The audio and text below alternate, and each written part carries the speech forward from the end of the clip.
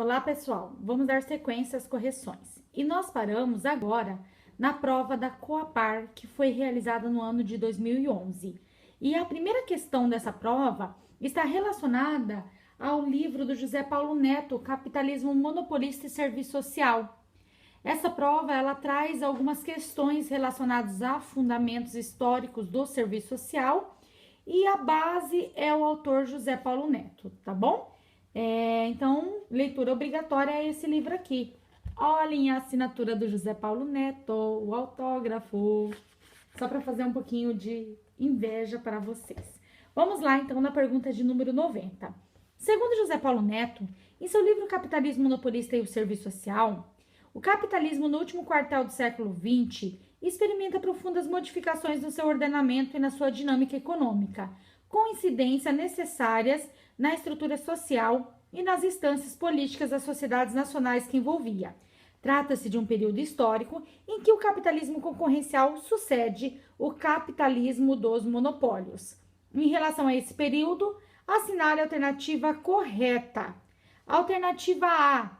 O capitalismo monopolista recoloca em patamares mais altos o sistema totalizante de contradições que confere à ordem burguesa os seus traços basilares de unidade e solidariedade? Bom, pessoal, nós estamos falando do capitalismo monopolista. O capitalismo aonde nós vamos ter todo o processo de exploração da classe trabalhadora acirrado. Vocês acham que esse processo do capitalismo monopolista, também chamado de estágio imperialista, também chamado de capitalismo dos monopólios, esse capitalismo, ele tem traços basilares de unidade e solidariedade? Lógico que não. Essa alternativa está incorreta. B. O monopólio faz aumentar a taxa de empregabilidade, reduzindo sensivelmente o exército industrial de reserva? Será que o monopólio, o capitalismo monopolista, ele aumenta a taxa de empregabilidade? Não.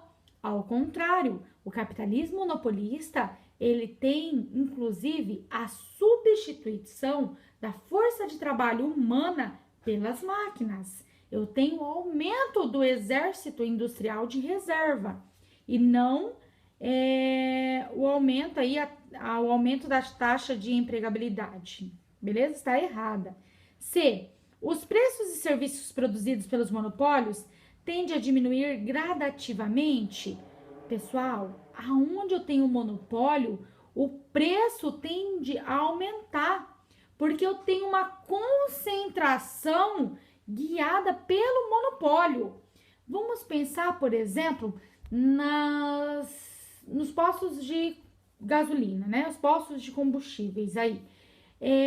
Quando eu tenho monopólio, o preço da gasolina, ela diminui? Não. Quanto mais eu tenho monopólio, mais o preço aumenta, tá? Então, essa alternativa, na verdade, ela é equivocada. Olha o que fala essa alternativa.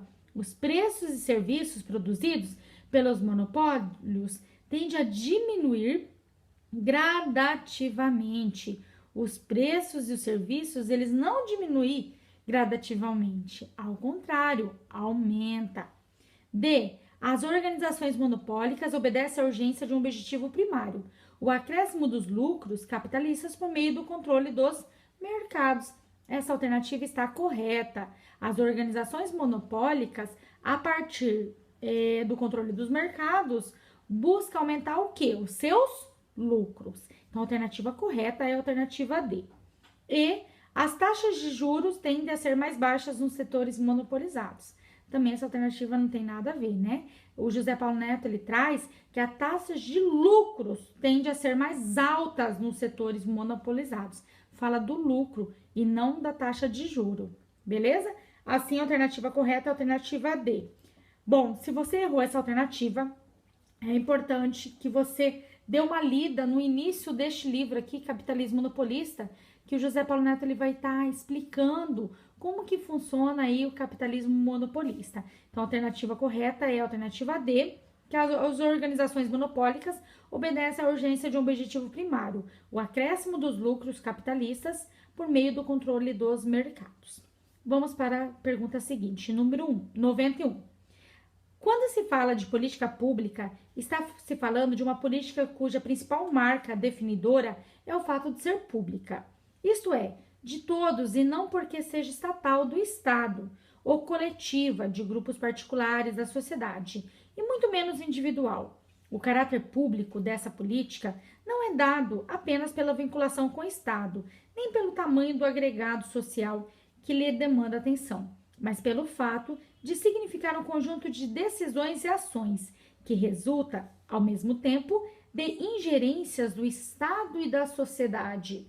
Segundo Potiara, em seu texto apresentado no livro Política Social no Capitalismo, Tendências Contemporâneas, a política pública apresenta as seguintes características.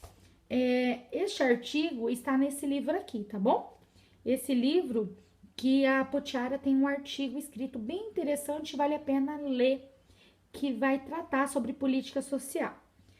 Então a resposta está nesse livro aqui.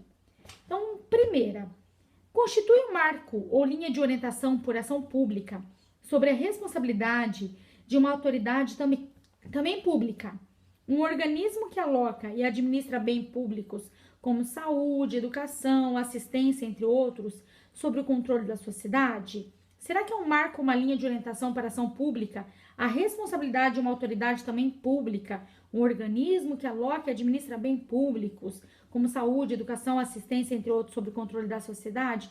Correto, pessoal, porque aqui nós estamos falando de política pública, e a política pública ela tem essa característica aqui.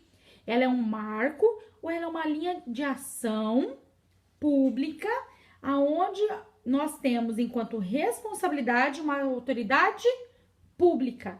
E essa autoridade pública, ela pode estar na área da saúde, da assistência, entre outros. E nós temos o controle da sociedade. Então, a política pública, ela tem essa linha, ela tem essa perspectiva. Beleza? Então, está correta. 2. Visa concretizar direitos sociais conquistados pela sociedade e incorporados nas leis? Correto. A política pública busca incorporar a luta da sociedade em relação aos direitos sociais. A política pública visa colocar em prática aquilo que muitas vezes já está nos aspectos legais, que já está regulamentado pela legislação. Então, também está correta essa alternativa. A 1 e a 2 está correta por enquanto. 3. Guia pelo interesse da soberania particular e privada. A política pública, ela vai ser guiada pelo interesse particular e privado? Não, principalmente do gestor municipal. Errado, alternativa errada. A política pública, ela busca atender o interesse comum da coletividade e não da soberania particular e privada. 4. Deve visar a satisfação da rentabilidade econômica privada e as necessidades do capital? Lógico que não, né, pessoal? A política pública, ela tem esse interesse comum e ela deve o quê? Visar pela satisfação das necessidades sociais e não em relação à rentabilidade econômica. Então, essa também está errada. Assim, apenas as opções 1 e 2 estão corretas, ou seja, alternativa E. Beleza?